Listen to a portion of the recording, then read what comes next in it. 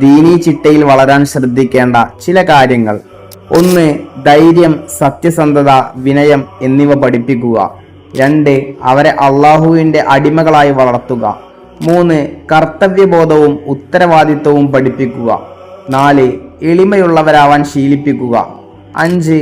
അവരെ ഖുർആനും ദീനും പഠിപ്പിക്കുക. 6. അവരോട് അടുത്തിരിക്കുക.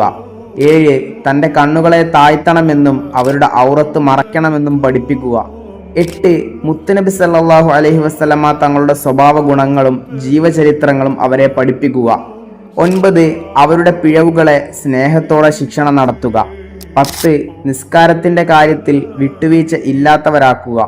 11. സ്ത്രീകളോടുള്ള ബഹുമാനവും ആദരവും ദയയും പഠിപ്പിക്കുക. 12. നുണ പറയാൻ പഠിപ്പിക്കാതിരിക്കുക. 13. അള്ളാഹുവിനോടും അവന്റെ ദൂതനോടും ഉള്ള സ്നേഹം അവരിൽ വളർത്തുക. അള്ളാഹു നമ്മുടെ